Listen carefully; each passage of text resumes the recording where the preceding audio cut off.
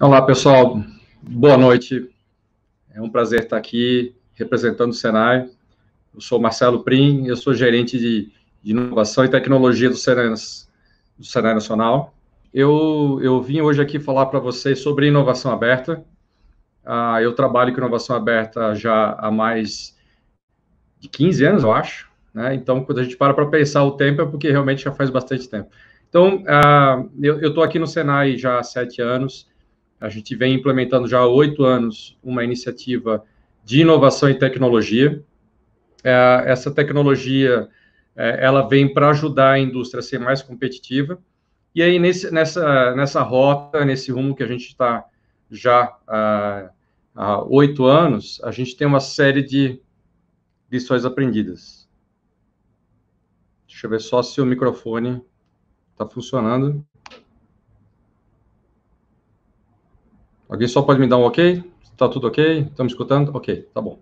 Então, vamos lá, gente. Eu preparei uma apresentação para falar com vocês hoje. Eu vou abrir ela aqui. Beleza.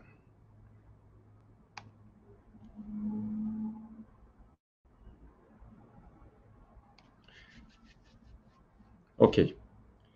Então, a inovação, a gestão da inovação, a inovação aberta e colaborativa, é algo que foi cunhado, né, é um conceito que foi cunhado por Henry Chesbrough no começo dos anos 2000, e falou-se muito no começo, teve muito livro, muita publicação, mas é o tipo da teoria, da técnica que realmente se aprende fazendo, né?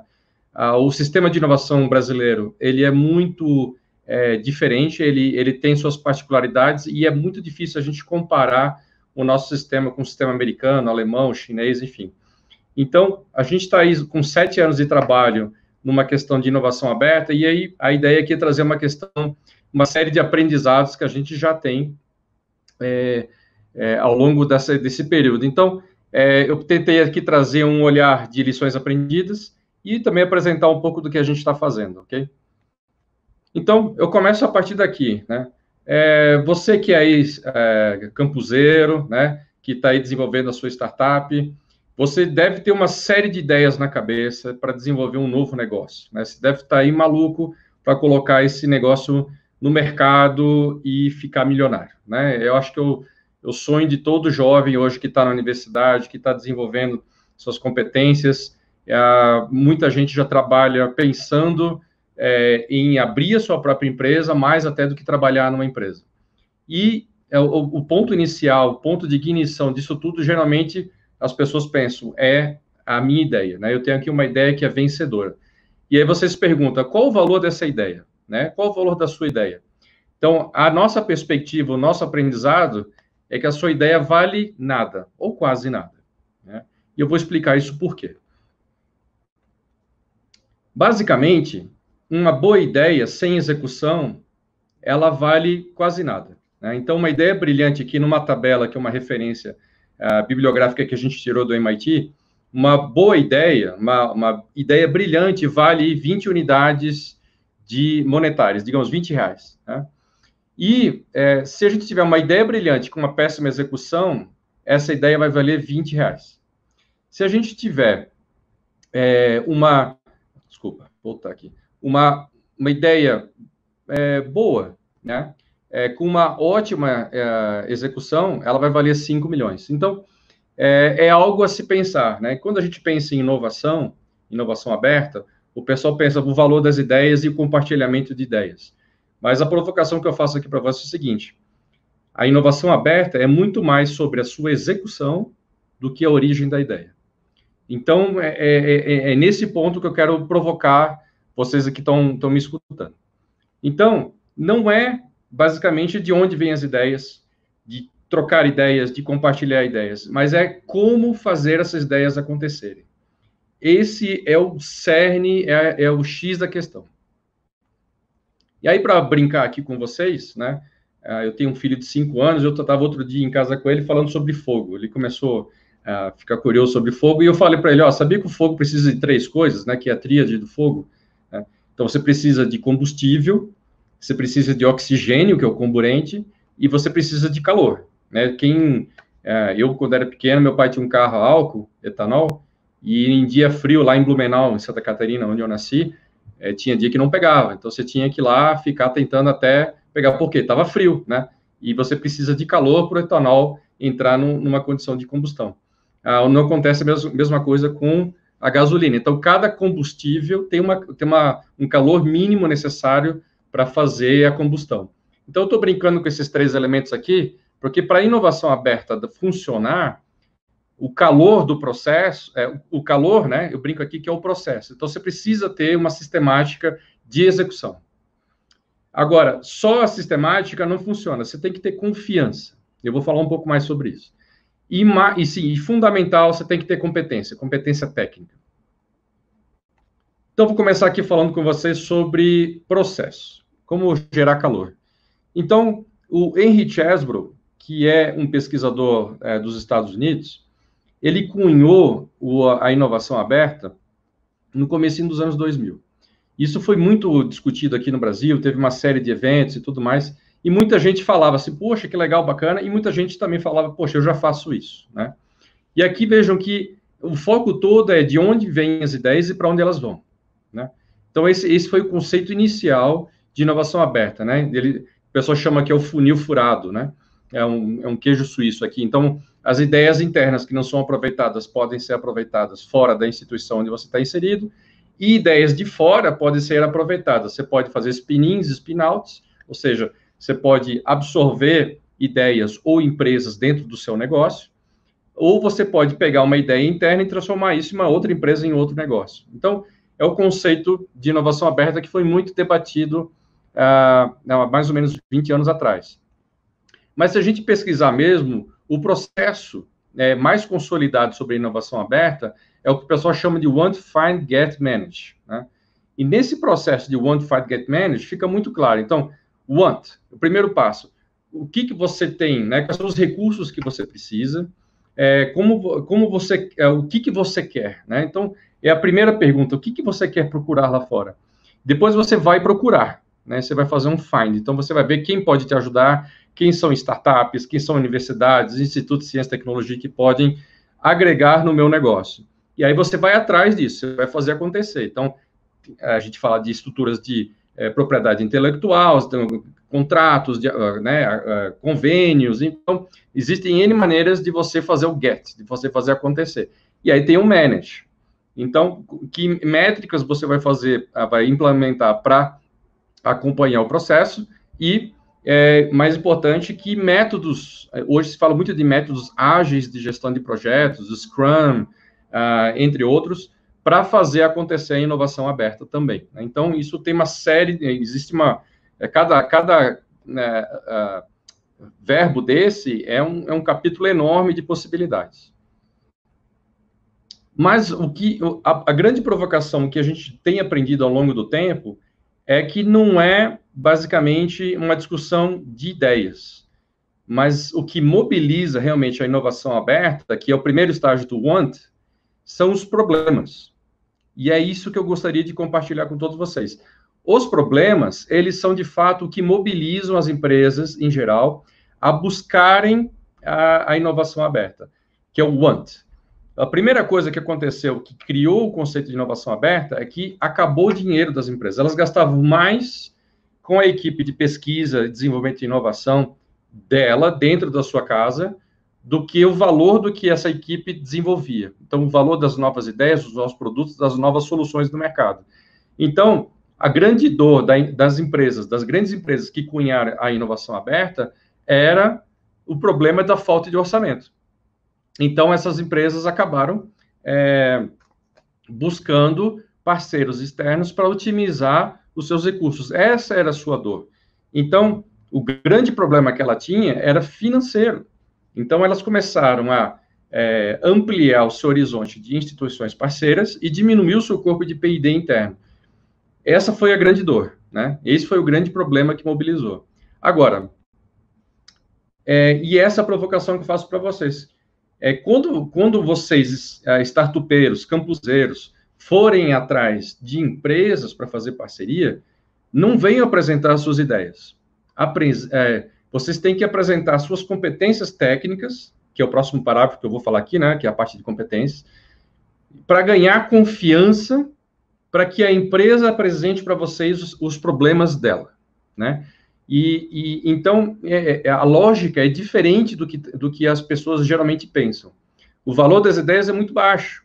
O que elas querem, na verdade, é alguém com quem você compartilhe seus problemas e essa pessoa ajude você a resolver esses problemas. Esse é o grande ponto. Então, nós do Senai, quando a gente vê um problema, que é esse cubo mágico aí, não resolvido, para a gente isso é ouro. O que a gente gosta aqui no Senai é de problema.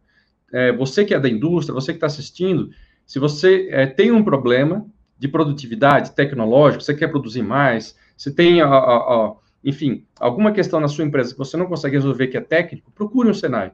É o nosso DNA abraçar problemas. É isso que a gente tem feito de diferente nos últimos anos.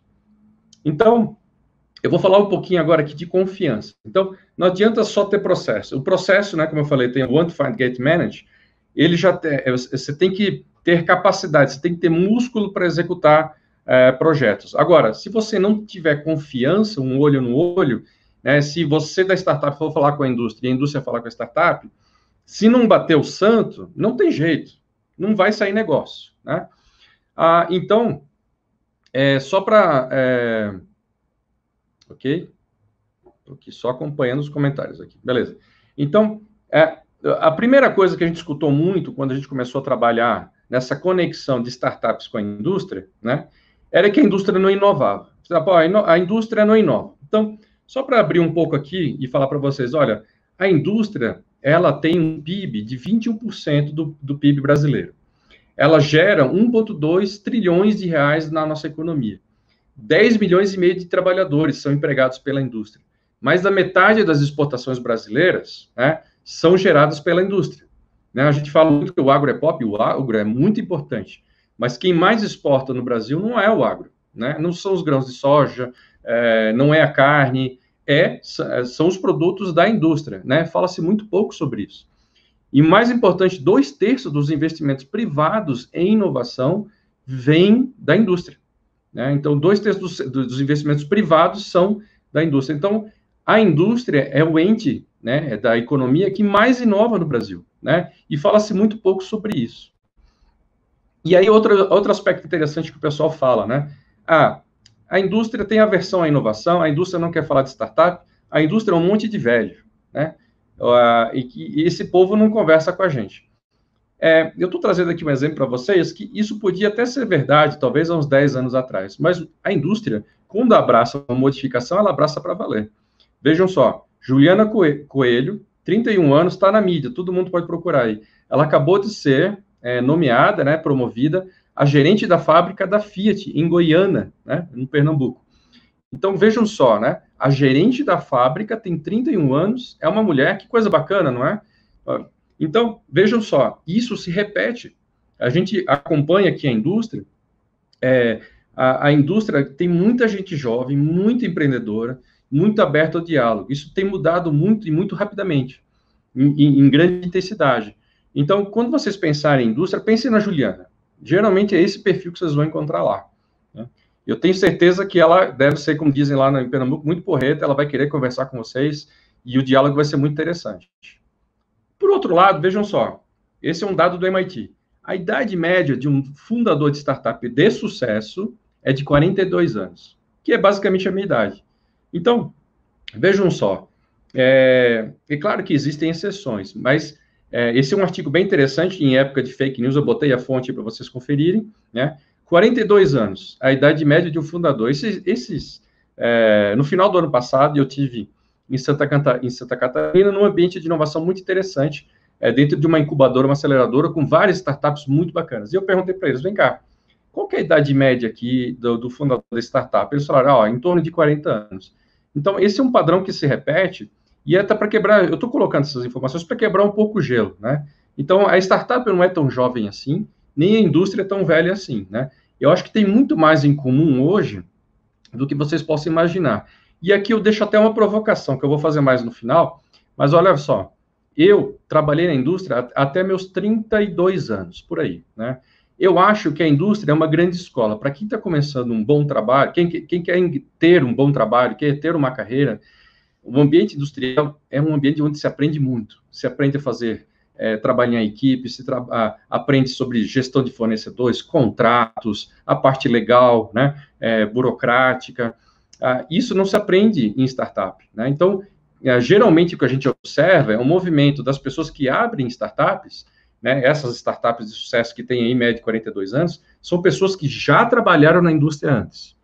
Então, você que está aí na universidade, né, você que está no ensino técnico, pense bem, olha, a minha recomendação aqui, possivelmente considere com carinho a carreira na indústria, aprendam o ofício da indústria, e aí continuem, à medida que vocês também estão na indústria, não parem de estudar. Hoje, com a indústria 4.0, estamos todos condenados, numa boa maneira de colocar, né, a estudar para sempre, né? Eu estou aqui concluindo meu doutorado, se der tudo certo, ano que vem eu concluo.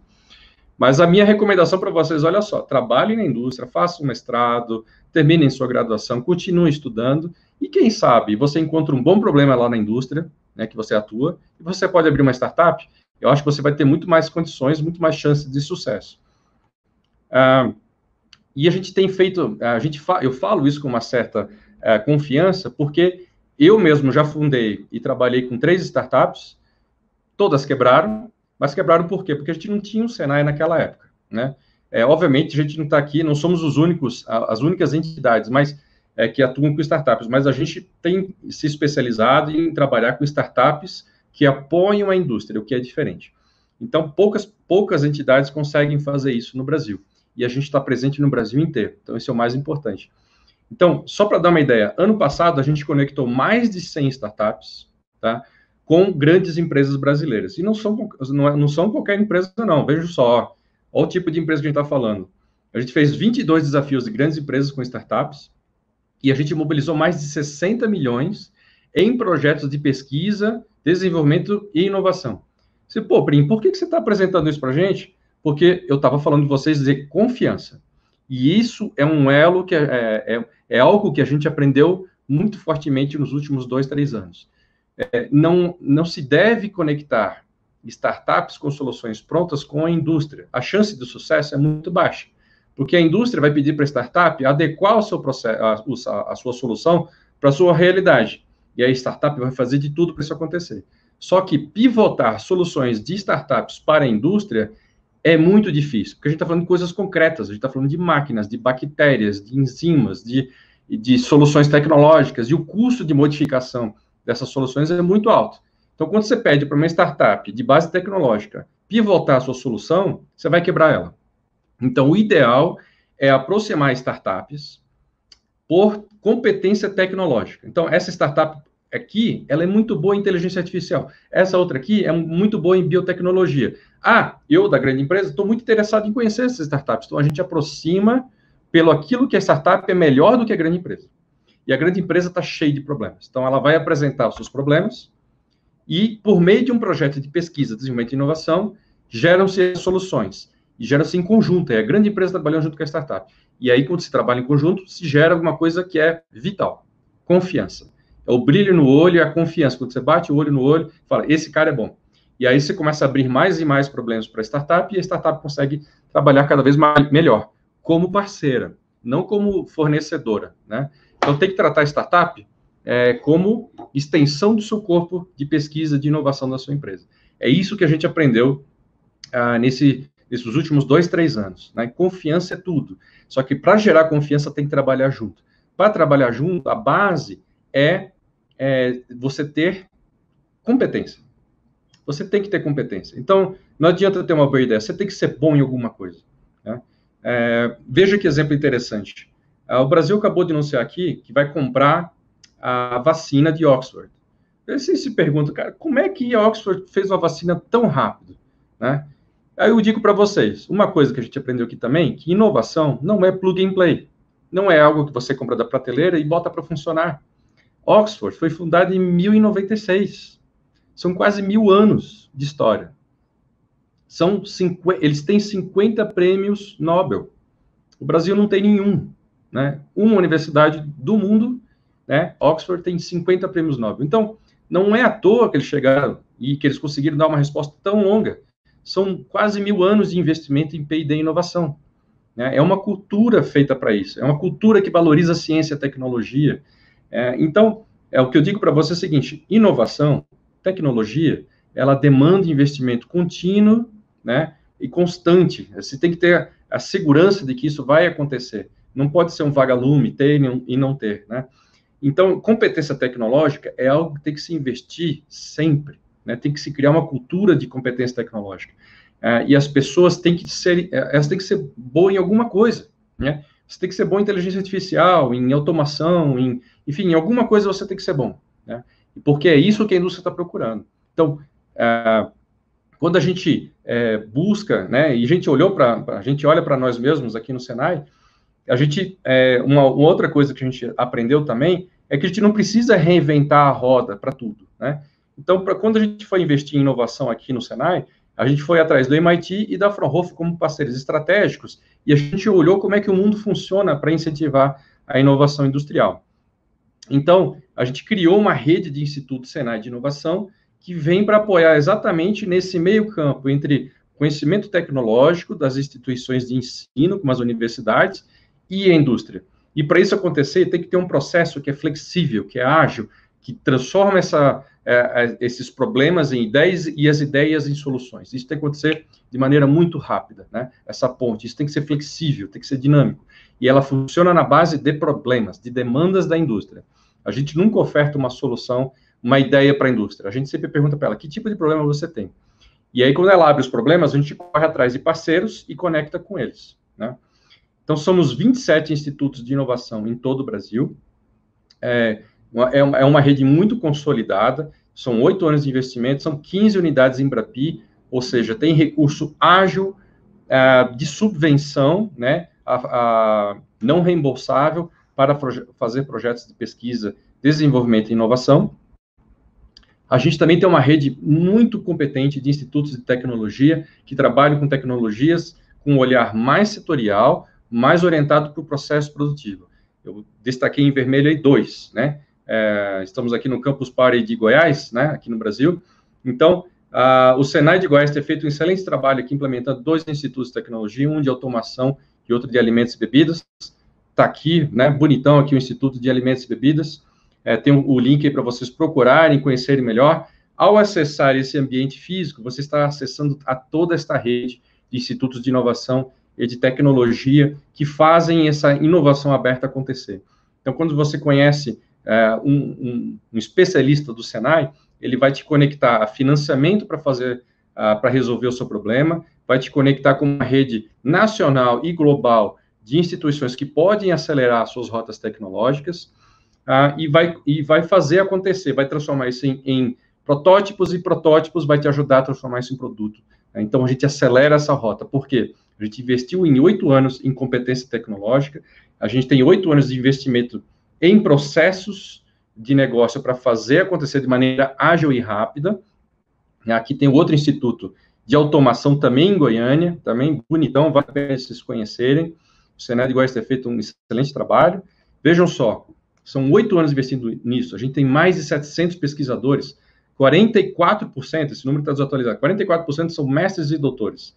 É uma equipe fantástica, e são mestres e doutores com pegada de mercado, né, que conseguem dialogar com a universidade, com a academia, e conseguem transformar as demandas industriais em ideias em produtos e soluções, né.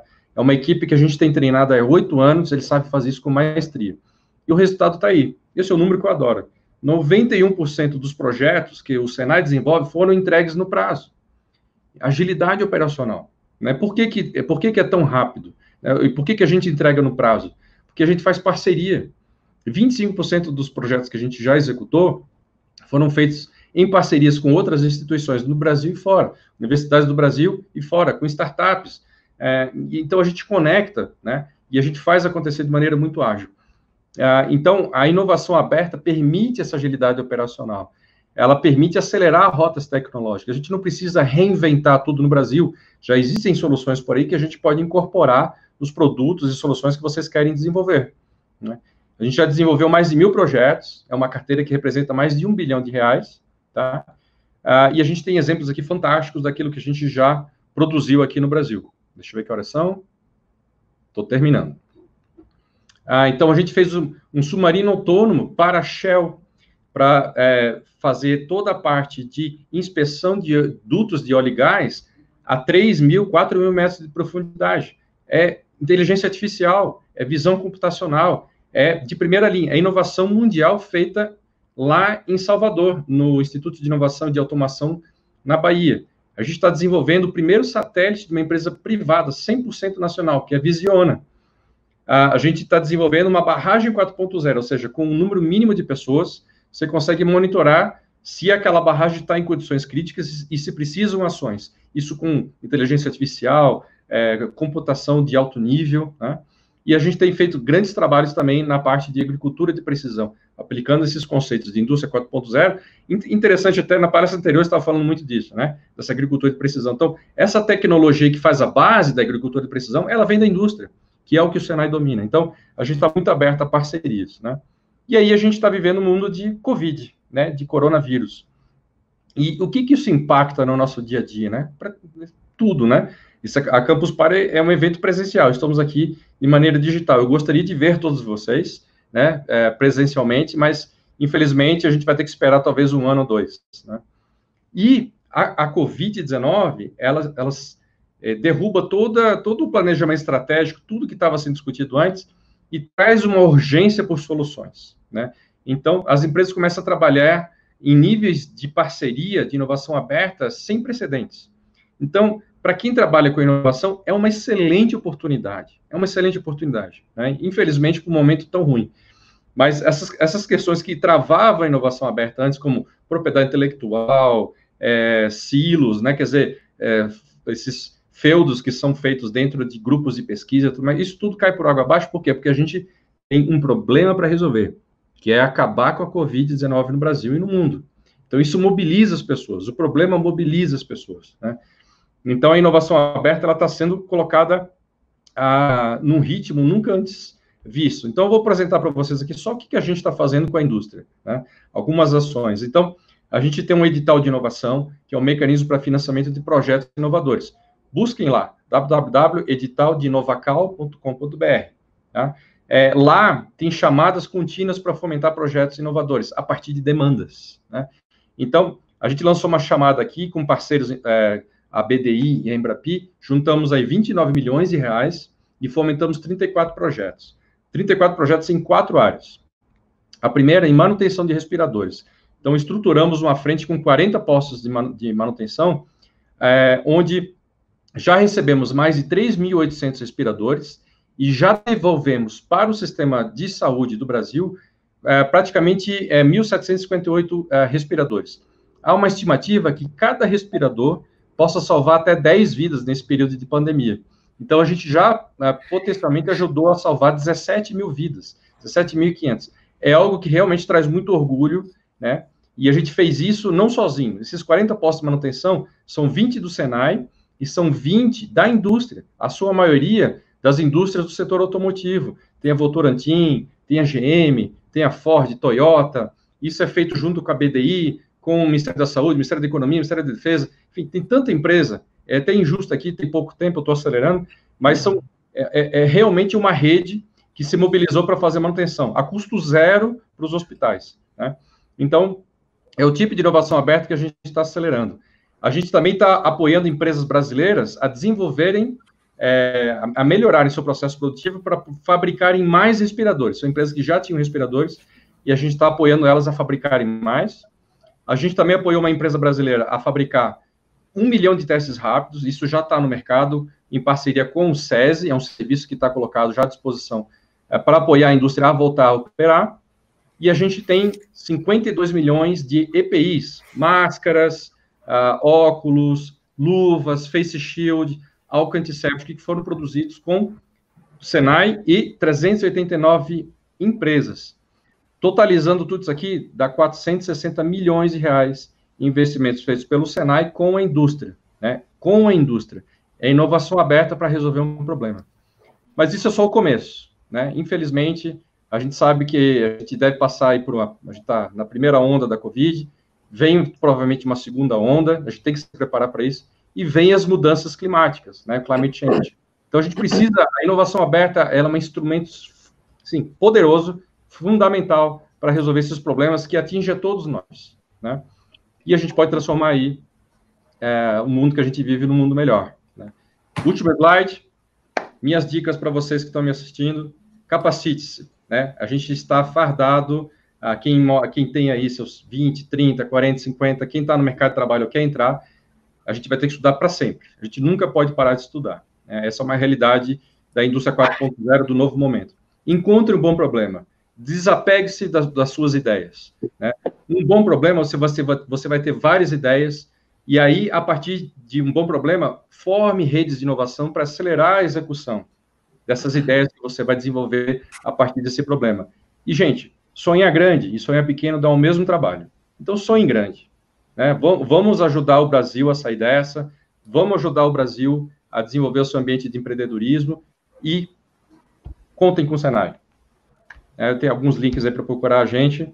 Eu agradeço muito a atenção de vocês, foi uma grande honra representar o Senai. Queria agradecer aqui aos amigos do Senai de Goiás, da FIEG, pelo convite, e a todos da Campus Party por terem me assistido até agora. Obrigado, gente.